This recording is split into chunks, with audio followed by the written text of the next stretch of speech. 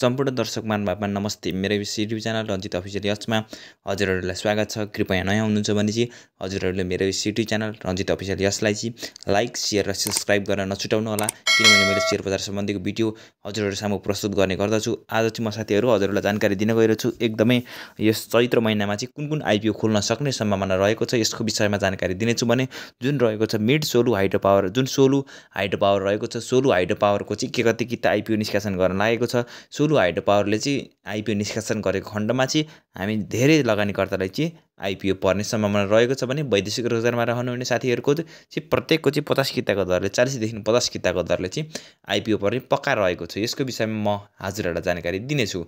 कुरो गर्नुपर्दाखेरि चाहिँ अब म हजुरलाई चाहिँ आज हाम्रो नेप्से परिसूचक के कस्तो रह्यो यसको विषयमा सामान्य जानकारी दिनेछु। भने त्यस पछाडि चाहिँ हजुरहरूलाई चाहिँ म मिड सोलु हाइड्रो पावर र चैत्र महिनामा चाहिँ कुन सेयर खुल्न सक्ने सम्भावना रहेको छ यसको विषयमा म हजुरहरूलाई जानकारी दिनेछु।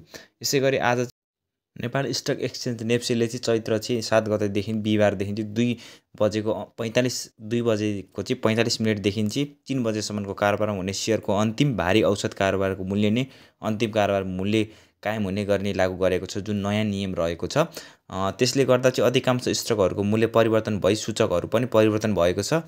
औसतको मूल्य गणना गर्नु अघि 12.38 अङ्कले घटेको नेप्से 2669.76 बिन्दु बन्द भएको थियो। नेप्से औसत गणनापछि 12.84 अङ्कले घटेर 2669.31 बिन्दुमा बन्द भएको छ। त्यस्तै आज बजार चाहिँ औसत मूल्य चाहिँ गणना गर्नु अघि 12.4 अङ्कले घटेर यतिमा बन्द भएको थियो। औसत गणनापछि यति 2669.31 बिन्दुमा भएको थियो। त्यस्तै बजार बन्द हुँदा 1.97 अङ्कले घटेको सेन्सिटिभ इन्डेक्स चाहिँ औसतमा चाहिँ गणना गरेपछि चाहिँ 2.21 अङ्कले घटेको छ। त्यसरी नै बजार बन्द हुँदा 7.53% बढेको दोलती पावर कम्पनीको सेयर मूल्य औसत गणनापछि 6.90% बढेको छ। त्यस्तै अधिकांश कम्पनीहरूको सेयर मूल्य परिवर्तन हुँदा सबै उपसमको परिसूचक तथा समग्र सूचक पनि परिवर्तन हुन लागेको हो।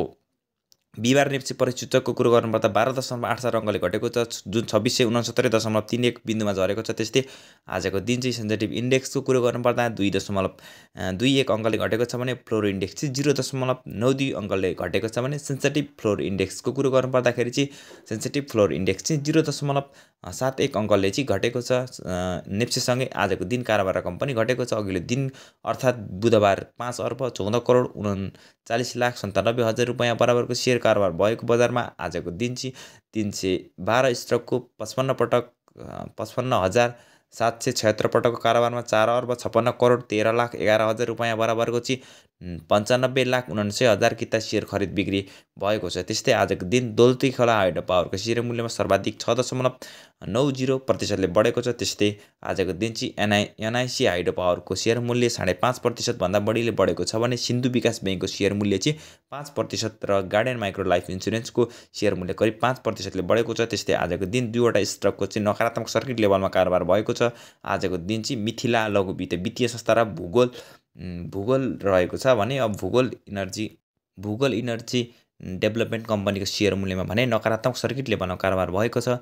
कारोबारको रकमको आधारमा हेर्ने भने आजको दिन चाहिँ पुनर्बिमा कम्पनी शीर्ष स्थानमा रहेको छ। भने पुनर्बिमा कम्पनीको चाहिँ 28,81,00,000 रुपियाँ बराबरको सेयर कारोबार भएको छ। भने त्यस्तै आजको दिन चाहिँ हिमालयन रिइन्सुरेन्सको 23 करोड भन्दा बढीको सेयर खरिद बिक्री भएको छ। भने सिन्धु विकास ब्याङ्कको चाहिँ 16.5 करोड भन्दा बढीको सेयर किनबेच भएको छ। आज 13वटा उपसममध्ये आजको दिन चाहिँ व्यापार उपसमको परिसूचक सबै उपसमको परिसूचक घटेको छ। त्यस्तै आजको दिन चाहिँ व्यापार उपसमको परिसूचक 0.26% बढेको छ। भने कारोबारमा आएको वित्तीय उपसमको परिसूचक भने आजको दिन चाहिँ सर्वाधिक 1.26% घटेको छ र बाँकी 11 उपसमको परिसूचक आजको दिन सामान्य घटेको छ।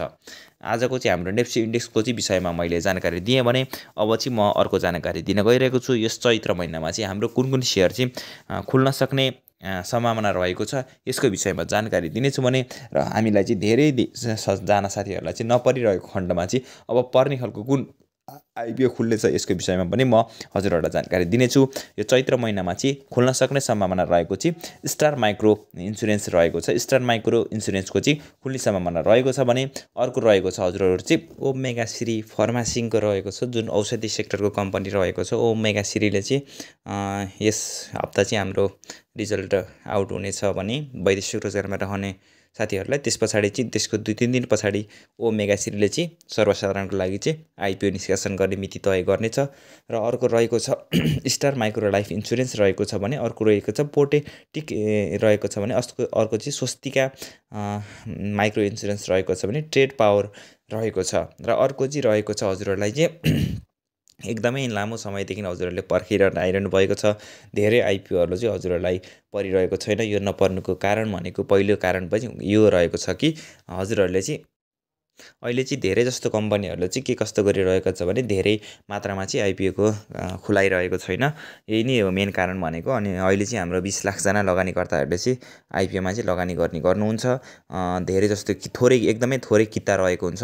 यसभन्दा अगाडि हाम्रो गार्डन माइक्रो लाइफ इन्सुरेन्सको पनि धेरै किता थिएन, जम्मा 1 लाखजनालाई मात्र पर्ने थियो भने त्यस पछाडि माइक्रो लाइफ रहेको थियो, त्यसमा पनि धेरै रहेको थिएन भने अर्को क्रेस्ट माइक्रो लाइफ इन्सुरेन्स रहेको थियो। क्रेस्ट माइक्रो लाइफ इन्सुरेन्सको पनि एकदमै थोरै रहेको थियो। त्यो एउटा मेन कारण भनेको चाहिँ अर्को भनेको चाहिँ अब हाम्रो चाहिँ मिड सोलु हाइड्रो पावरले चाहिँ 2 अर्ब मूल्य बराबरको चाहिँ सेयर निष्कासन गरेर लागेको छ भने यसको चाहिँ हाम्रो प्रति किता मात्र 100 रुपैयाँ अङ्कित मूल्यका दरले हामीले चाहिँ 2 करोड किता चाहिँ आइपिओ निष्कासन गर्नेछ। 2 करोडको किताको हेर्ने हो भने अहिले चाहिँ 14 देखि 15 लाख लगानीकर्ताहरूलाई चाहिँ 10 किताको दरले आइपिओ पर्ने देखिन्छ। त्यही भएको हुनाले चाहिँ हजुरहरूले चाहिँ लामो समयदेखि पर्खिरहनु भएको छ, कुनै पनि आइपिओ परिरहेको छैन।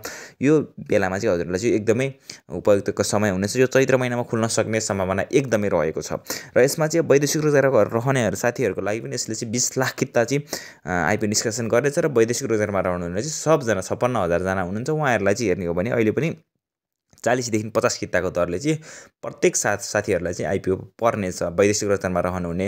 किनभने वैदेशिक रोजगारमा रहनुहुने चाहिँ अहिले धेरै साथीहरू हुनुहुन्न। नेपालमा चाहिँ 20 लाखले चाहिँ भन्दा बढीले चाहिँ यसमा आवेदन दिइराख्नु भएको डाटा मैले हजुरलाई प्रस्तुत गरिरहेको छु। अर्को चाहिँ रहेको छ अब यसको चाहिँ बिक्री प्रबन्धकको रूपमा चाहिँ नबिल इन्भेस्टमेन्ट ब्याङ्क रहेको छ। नबिल इन्भेस्टमेन्ट ब्याङ्क बिक्री प्रबन्धकको रूपमा रहेको छ भने मिड सोलु हाइड्रो पावरको चाहिँ यसको चाहिँ हाम्रो वैदेशिक रोजगारमा रहनुहुने प्रत्येक साथीहरूलाई पर्ने भयो भने नेपालमा रहनुहुने पनि धेरै जस्तो लगानीकर्तालाई चाहिँ पर्ने सम्भावना रहेको छ। यसमा पनि हामीलाई चाहिँ एकदमै सजिलो र सहजको कुरा चाहिँ के रहेको छ भने चाहिँ यसमा हाम्रो मात्र 100 रुपैयाँ अङ्कित मूल्यका दरले चाहिँ आइपिओ निष्कासन गर्नेछ। अर्को पनि रहेको छ हजुरहरूलाई चाहिँ जुन रिलायन्स स्पिनिङ मिल रहेको छ, रिलायन्स स्पिनिङ मिलको पनि खुल्न सक्ने सम्भावना रहेको छ। तर यसमा चाहिँ हाम्रो चाहिँ प्रिमियम बुक बिल्डिङ मेथडबाट चाहिँ यसमा आइपिओ निष्कासन हुन लागेको छ। यसको चाहिँ हामीले लगभग 40,000 रुपैयाँ लाग्नेछ। यो चाहिँ एकदमै हामी जसले चाहिँ एकदमै सबैजना परिवारको भर्नुहुन्छ, थोरै लगानी गर्ने साथीहरू हुनुहुन्छ, उहाँहरूलाई चाहिँ अलिकति गाह्रै हुन सक्ने देखिन्छ। यो चाहिँ एकदमै ठुलो र एकदमै 50 किताको दरले चाहिँ यसमा आइपिओ भर्नुपर्ने देखिन्छ। त्यही भएर चाहिँ यसमा गाह्रै हुन्छ। हजुरहरूलाई चाहिँ यति भन्दै म बिदा चाहन्छु। हस्त, धन्यवाद।